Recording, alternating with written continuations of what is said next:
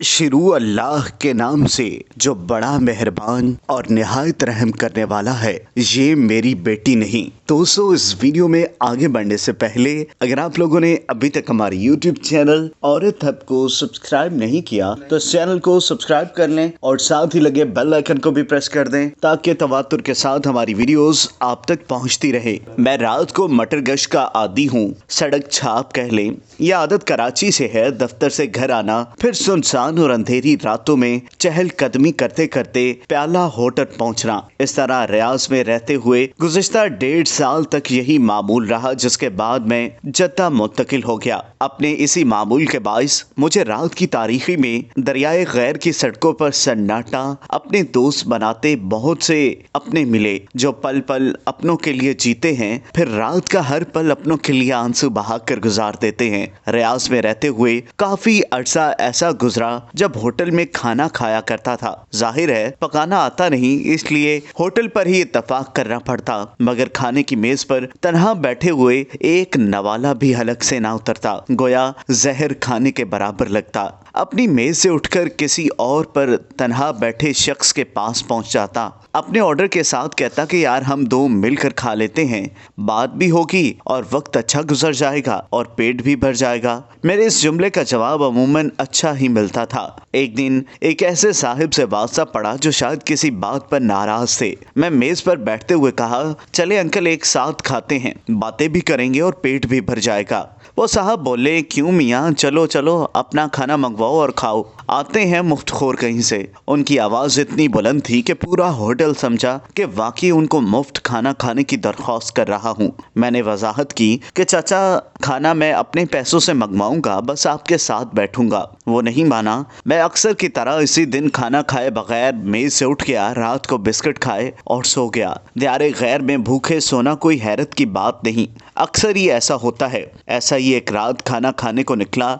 इन्हीं जुमलों से एक नौजवान से मुलाकात हुई। मैं यहाँ पर उसको आफ्ताब के नाम से मुतारिफ करवाऊंगा। आफ्ताब की उम्र 26-27 साल होगी। एक दूसरे के बारे में बातें शुरू हुई। मालूम हुआ कि आफ्ताब की शादी 4 साल पहले हुई थी। शादी के 1 साल बाद रियाज आ गया और घरेलू मसाइल की वजह से वापस ना जा सका। हम रोज मुलाकात करते रहे। एक रात मुझे एक सड़क पर मिला। अरे आफ्ताब, सुबह काम पर नहीं जाना? नहीं मुस्तफ़ा भाई, सुबह छुट्टी है, 1-2 दिन तक अपने गांव जा रहा हूँ और 5 साल बाद अपनी बेटी को देखूंगा। खैर 1-2 दिन तक आफ्ताब अपने गांव पहुंच गया। आफ्ताब को 1 माह हो गया था। एक दिन मैं हस्बे मामूल होटल में खाना खा रहा था तो आफ्ताब की मेज पर बैठा था। बाल बिखरे हुए और शेव बड़ी हुई थी। मैंने आफ्ताब से कहा, तुम यहाँ कैसे और कब आए? तुम तो गांव थे, कब आए और क्या हुआ? वो खामोश था। वो कुछ ना बोला और होटल भरा हुआ था। मैं आफ्ताब को लेकर रियाज की सड़कों के चबूतरे पर ले गया। मैंने उसको धमकी दी कि अगर तुमने ना बताया तो मैं तुम्हें छोड़ दूंगा। मैंने देखा कि वो फिजाओं और आसमानों में है। काफी देर ऐसे गुजरी और मैं जाने लगा तो आफ्ताब उठकर मुझे गले लगाकर रोने लगा। आफ्ताब की हिचकियां ही बंद हो रही थी।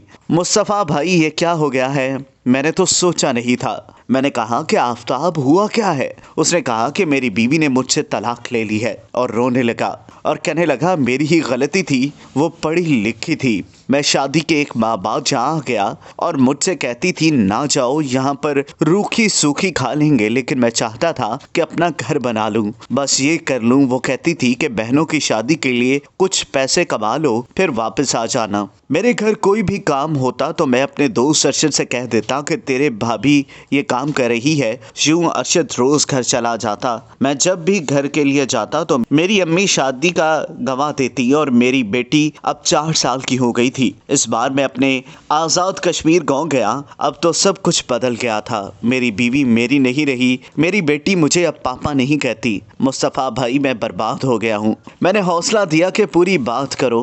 जब घर गया तो मुझे पहले ही दिन महसूस हुआ कि मेरी बीवी मेरी नहीं रही, मेरी बेटी पापा नहीं कहती। एक दिन अरशद आया, उसने पापा कहना शुरू कर दिया और देखकर मेरी बीवी भी खुशनुमा हुई। मैं परेशान था कि ये क्या माजरा है। एक हफ्ता यूं गुजर गया और मैं अपनी बीवी से कहा कि ये क्या माजरा है। वो अरशद की गोद में चली जाती है। बीवी ने कहा कि मैं कहती हूँ कि आप आ जाएं, लेकिन आप पैसे कमाने के चक्करों में गए। आज गुड़िया अरशद को ही अपना पापा समझती है। आज आपका दोस्त मुकम्मल तौर पर आपके घर आ चुका है, उस घर का फर्द हो चुका है। क्या मतलब? मेरी कोई औकात नहीं? बीवी ने कहा इसमें मेरा कसूर नहीं है। आप शादी के 1 माह बाद चले गए थे और आज 5 साल बाद आए हैं। इस अरसे में अरशद ही वो शख्स था जो हम माँ बेटी का ख्याल रखता था और हम में ज़हनी महंगी है और इकट्ठा रहने का फैसला कर चुके हैं। मैं सुनकर सकता रह गया। बीवी ने कहा कि अब आपके साथ नहीं रह सकती, अब मेरे दिल में आपके लिए कोई जगह नहीं है। अरशद भी यही चाहता है, आप मुझे छोड़ दें ताकि हम नई जिंदगी शुरू कर सके। मैं अरशद के पास गया और कहा कि मेरे ही घर में डाका डाल दिया। अरशद ने कहा कि मैंने डाका नहीं डाला, तू अपने घर की रखवाली कहाँ कर रहे थे? और जो रखवाली करता है वो घर का मालिक होता है। मैं मुजरिम हूँ, लेकिन मुझसे बड़ा मुजरिम तू है। तुम्हारी बीवी हर ईद पर मेहंदी लगवाए तुम्हारा इंतजार करती हो, तुम्हारी बेटी से कहती कि तुम्हारी मम्मा अच्छी लग रही है। यह सुनकर वो खुश हो जाती। ज्यों वक्त गुजरता गया हमारी सोचों और ख्यालात में यकसानियत परवान चढ़ती गई। आफताब, तुम अपनी बीवी को छोड़ दो, इस मामले को एक खूबसूरत खैराबाद कहकर छोड़ दो। मैं तुम्हारी बीवी से शादी करना चाहता हूँ और तुम्हारी बेटी भी नहीं जानती। तुम क्रिकेट की 12वीं खिलाड़ी के मारिद हो जो टीम में होता है लेकिन खेल का हिस्सा नहीं होता। अरशद की बातें हथौड़ा बनकर मेरे सर के ऊपर बरस रही थी। उसने कहा, मुस्तफ़ा भाई, बड़ा तल्ख सफ़र रहा ये मेरी ज़िंदगी की साथी किसी और की साथी हो गई। ज़्यादा अफसोस की बात यह है कि इतने बरस अपने माँ, बहनें और बेटी के लिए तन्हा छोड़ दिए, जिनकी वजह से मेरा घर बर्बाद हो रहा था।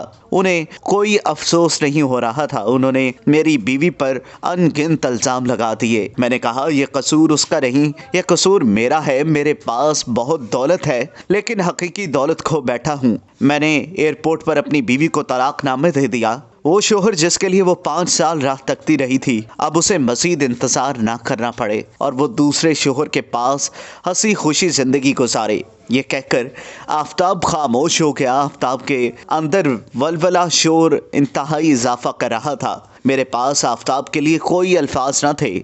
मैं उसे घर में जाने की तलकीन करते हुए वापस अपने कमरे में आ गया। उसके बाद आफताब नजर ना आया और कई माह बाद उस होटल से मालूम हुआ कि आफताब इस दुनिया में नहीं रहा। न जाने इस कहानी में आफताब कसूरवार था या उसकी अम्मी।